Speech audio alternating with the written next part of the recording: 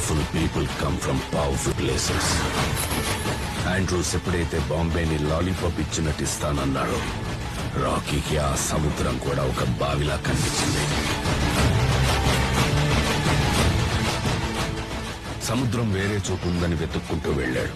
బెంగళూరులో గరుడను చూశాక Rocky confirm చేసుకున్నాడు, here is a man who comes from that powerful place.